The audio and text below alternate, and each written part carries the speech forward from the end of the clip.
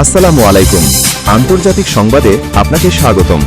শুরুতেই জানিয়ে দিচ্ছি সংবাদ শিরোনাম, পরে বিস্তারিত। আন্তর্জাতিক সংবাদে আপনাকে স্বাগতম। শুরুতেই জানিয়ে দিচ্ছি সংবাদ শিরোনাম। তবে অনুরোধ থাকবে ভিডিওতে একটি লাইক করুন এবং কমেন্ট করে জানিয়ে দিন আপনার মূল্যবান মতামত।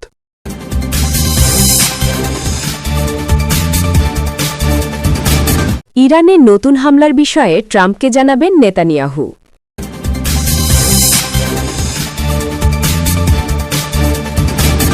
হিজবুল্লাহকে নিরস্ত্র করার সাহস নেই কোনো শক্তির।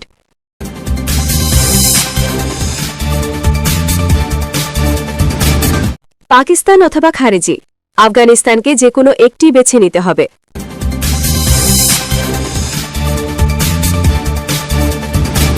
হুমকি দিয়ে পরাজয় আড়াল করছে ইসরায়েল, বলেছেন ইরানি জেনারেল।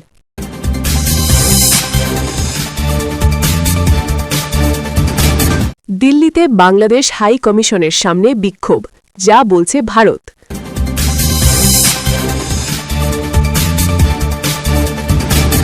সর্বশেষ জানিয়ে দেব, জাপানের পারমাণবিক উচ্চাকাঙ্ক্ষা থামানোর আহ্বান উত্তর কোরিয়ার।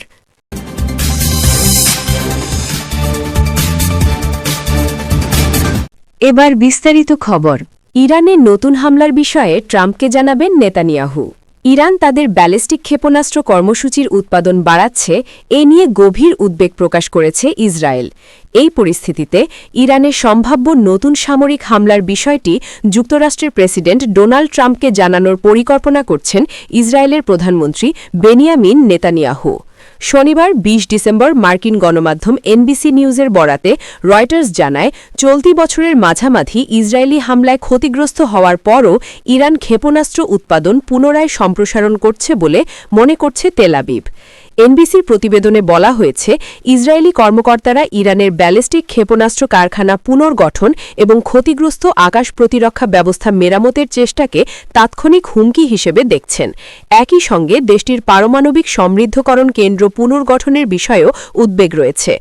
সূত্রগুলো জানায়, ২৯ ডিসেম্বর ফ্লোরিডার মার-এ-লাগোতে ট্রাম্পের সঙ্গে বৈঠকে এসব উদ্বেগ তুলে ধরতে পারেন নেতানিয়াহু। তিনি ট্রাম্পকে বোঝাতে চাইবেন, ইরানের ক্ষেপণাস্ত্র কর্মসূচির সম্প্রসারণ শুধু ইসরায়েলের জন্য নয়, মধ্যপ্রাচ্যের যুক্তরাষ্ট্রের স্বার্থের জন্য ঝুঁকিপূর্ণ।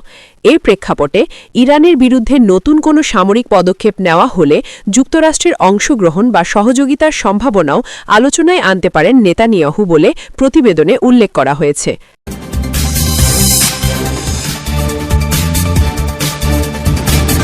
পাকিস্তান অথবা খারেজি, আফগানিস্তানকে যে কোনো একটি বেছে নিতে হবে। পাকিস্তানের সেনা ও প্রতিরক্ষা বাহিনীর প্রধান ফিল্ড মার্শাল অসীম মুনির বলেছেন, আফগানিস্তানকে হয় পাকিস্তান নয়তো খারেজি, যে কোনো একটিকে বেছে নিতে হবে। তারা দুটির সঙ্গেই সম্পর্ক রাখতে পারবে না। সংবাদমাধ্যম ARY নিউজ রোববার ২১ ডিসেম্বর জানিয়েছে, সেনাপ্রধান মুনির জাতীয় ওলামা এবং মাশায়েখ সম্মেলনে এমন মন্তব্য করেন। তিনি বলেন, যেসব সন্ত্রাসী বা ফিতনা আল খারেজি পাকিস্তানে হামলা চালাচ্ছে তার ৭০% আফগানিস্তান থেকে আসছে। আফগান তালেবানের সহায়তায় এসব সন্ত্রাসী শিশু, নারীসহ পাকিস্তানের নির্দোষ বেসামরিক মানুষের ওপর সন্ত্রাসী হামলা চালাচ্ছে। তিনি বলেন, বিশ্বের কোনো ইসলামিক রাষ্ট্রের রাষ্ট্রপ্রধান ছাড়া আর কারও জিহাদের ডাক দেওয়ার অধিকার নেই। মহান আল্লাহ পাকিস্তানকে ইসলামের পবিত্রতম স্থানগুলির অভিভাবকত্ব দান করেছেন বলেও মন্তব্য করেন অসীম মুনির। অসীম মুনির বলেন, মদিনা অর্থাৎ সৌদি আরব ও পাকিস্তানের মধ্যে গভীর সামঞ্জস্য রয়েছে। দুটি রাষ্ট্রই কালিমার ওপর ভিত্তি করে পবিত্র রমজান মাসে প্রতিষ্ঠিত হয়েছে বলেও ওলামা ও মাশায়েখ সম্মেলনে জানান পাকিস্তানের সেনাপ্রধান। অপরদিকে গত মে মাসে ভারতের বিরুদ্ধে চালানো অপারেশন বুনিয়ান উল মারসুসের সময় আল্লাহর সাহায্য দেখতে পেয়েছেন তারা। সূত্র ARY নিউজ।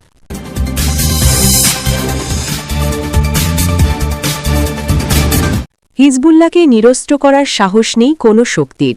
ইরানের সশস্ত্র বাহিনীর deputy chief of staff brigadier general Ahmad Vahidi বলেছেন, যুক্তরাষ্ট্রসহ কোনো বহিরাগত শক্তিরই লেবাননের প্রতিরোধ আন্দোলন হিজবুল্লাহকে নিরস্ত্র করার সাহস নেই।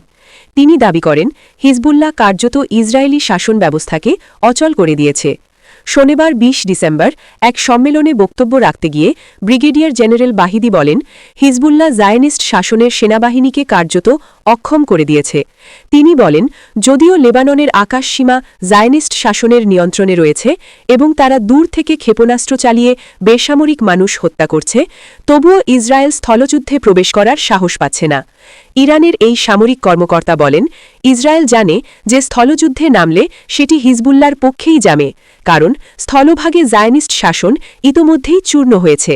ব্রিগেডিয়ার জেনারেল বাহিদি জোর দিয়ে বলেন, তারা হিজবুল্লাহকে নিরস্ত্র করার সাহস পায় না। তিনি আরও বলেন, ফিলিস্তিনের মুক্তি ছাড়া প্রতিরোধ আন্দোলনের দর্শন অর্থহীন। তার ভাষায়, প্রতিরোধের হৃদয় হচ্ছে ফিলিস্তিনের স্বাধীনতা। ইরানি এই জেনারেল বলেন, ফিলিস্তিন ইস্যু ইসলামী বিপ্লবের অন্যতম প্রধান আদর্শ ছিল এবং এখনও রয়েছে। তিনি উল্লেখ করেন, ফিলিস্তিনের মুক্তি বিপ্লবের মহান আন্দোলনকে একটি উজ্জ্বল ও গৌরবময় ভবিষ্যতের দিকে এগিয়ে নেওয়ার পূর্বশর্ত। সূত্র, Tasnim news agency.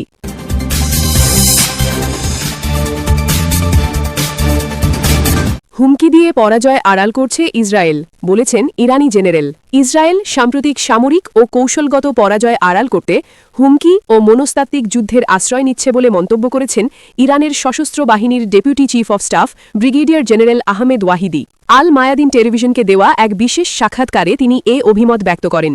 General Vahidi বলেন, তেলাদিব এখন গণমাধ্যমে নানা ধরনের প্রচারণা ও রাজনৈতিক কূটকৌশল ব্যবহার করে তাদের 12 দিনের যুদ্ধের ব্যর্থতা ঢাকার চেষ্টা করছে।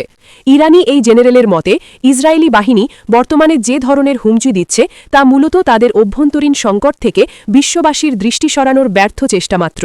ইসরায়েলি প্রধানমন্ত্রী বেনিয়ামিন নেতানিয়াহুর আসন্ন যুক্তরাষ্ট্র সফর ও ইরানের পারমাণবিক ও সামরিক শক্তি নিয়ে নিয়মিত হুমকি প্রসঙ্গে ওয়াহিদি বলেন, ইসরায়েল বর্তমানে একটি মেকি চিত্র তুলে ধরতে চাইছে, যা যুদ্ধের ময়দানের প্রকৃত বাস্তবতার সম্পূর্ণ বিপরীত। ইরানের বিরুদ্ধে সরাসরি সংঘাতের হুমকি দিলেও ইসরায়েল মূলত গভীর কৌশলগত সংকটে আটকা পড়েছে। তাদের কোনো সামরিক লক্ষ্যই এখন পর্যন্ত সফলভাবে পূরণ হয়নি এবং ইরান তাদের প্রতিটি পদক্ষেপ নিবিড়ভাবে পর্যবেক্ষণ করছে বলেও জানান তিনি। জেনারেল ওয়াহিদি আরও উল্লেখ করেন, ইসরায়েলি নেতৃত্বের অনবরত হুঙ্কার ও প্রচারণা শেষ পর্যন্ত ব্যর্থতায় পর্যবসিত হবে। তার মতে, ইসরায়েল আন্তর্জাতিক মহলে ক্রমেই একঘরে হয়ে পড়ছে এবং নিজেদের অস্তিত্ব টিকিয়ে রাখতে এখন মরিয়াভাবে বিভিন্ন উস্কানিমূলক পথ খুঁজছে। নেতানিয়াহুর ওয়াশিংটন সফরকে তিনি এই মনস্তাত্ত্বিক যুদ্ধেরই একটি অংশ হিসেবে অভিহিত করেন। এদিকে ইরানের পক্ষ থেকে জানানো হয়েছে, কোনো ধরনের ভুল পদক্ষেপের দাঁত ভাঙা জবাব দিতে তেহরান সদা প্রস্তুত এবং ইসরায়েলের ফাঁপা হুমকি মধ্যপ্রাচ্যের স্থিতিশীলতায় কোনো প্রভাব ফেলতে পারবে না।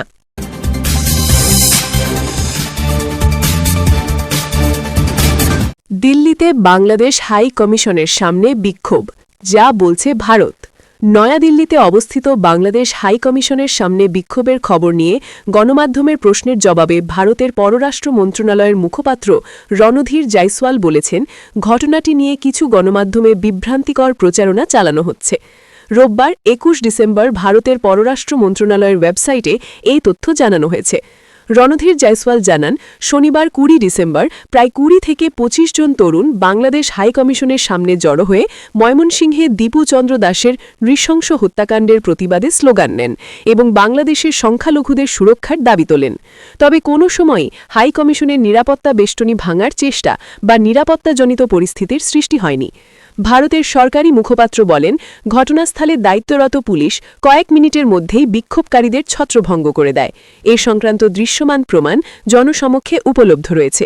তিনি আরও জানান, ভিয়েনা কনভেনশন অনুযায়ী ভারতের ভূখণ্ডে অবস্থিত সব বিদেশি মিশন ও কূটনৈতিক স্থাপনার নিরাপত্তা নিশ্চিত করতে ভারত প্রতিশ্রুতিবদ্ধ। বাংলাদেশের চলমান পরিস্থিতির উপর ভারত নিবিড়ভাবে নজর রাখছে উল্লেখ করে জয়সওয়াল বলেন, ভারতীয় কর্মকর্তারা বাংলাদেশ কর্তৃপক্ষের সঙ্গে নিয়মিত যোগাযোগ রাখছেন এবং সংখ্যালঘুদের ওপর হামলার ঘটনায় ভারতের গভীর উদ্বেগ তাদের জানানো হয়েছে। পাশাপাশি দীপু চন্দ্র দাস হত্যাকাণ্ডের সঙ্গে জড়িতদের দ্রুত বিচারের আওতায় আনার আহ্বানও জানানো হয়েছে।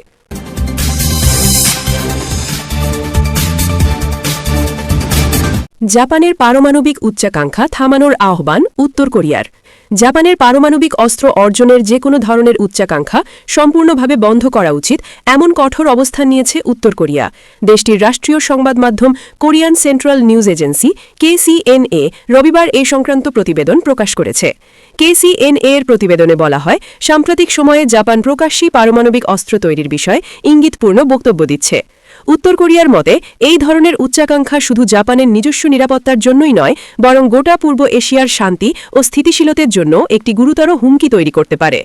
সংবাদ সংস্থাটি আরও জানায় যুক্তরাষ্ট্র যখন দক্ষিণ কোরিয়ার জন্য পারমাণবিক চালিত সাবমেরিন তৈরির অনুমোদন দেয় তার পরপরই জাপানে এই ধরনের বক্তব্য ও আলোচনা জোরালো হতে শুরু করে গত অক্টোবরে মার্কিন প্রেসিডেন্ট ডোনাল্ড ট্রাম্প দক্ষিণ কোরিয়ার প্রেসিডেন্ট লি জে মিউং এর সঙ্গে বৈঠকের পর দেশটিকে পারমাণবিক সাবমেরিন নির্মাণের সবুজ সংকেত দেন উত্তর কোরিয়ার পররাষ্ট্র মন্ত্রণালয়ের অধীন ইনস্টিটিউট ফর জাপান স্টাডিজের এক কর্মকর্তা নাম প্রকাশ না করার শর্তে বলেন জাপানের এসব বক্তব্যকে কোনো বিচ্ছিন্ন বা তাৎক্ষণিক মন্তব্য হিসেবে দেখার সুযোগ নেই বরং এটি জাপানের দীর্ঘদিনের পারমাণবিক অস্ত্র অর্জনের আকাঙ্ক্ষারই স্পষ্ট বহিঃপ্রকাশ ওই কর্মকর্তা সতর্ক করে বলেন যদি জাপান পারমাণবিক অস্ত্রের পথে এগোয় তাহলে এশিয়ার দেশগুলো এক ভয়াবহ পারমাণবিক সংকট ও বিপর্যয়ের মুখে পড়তে পারে এতে পুরো অঞ্চলে অস্ত্র প্রতিযোগিতা ও অস্থিতিশীলতা বাড়বে উল্লেখ্য সম্প্রতি টোকিওর এক জ্যেষ্ঠ কর্মকর্তা যিনি জাপানের নিরাপত্তা নীতি প্রণয়নের সঙ্গে যুক্ত দেশটির পারমাণবিক অস্ত্র রাখার প্রয়োজনীয়তা নিয়ে মন্তব্য করেন ওই বক্তব্যের পরপরই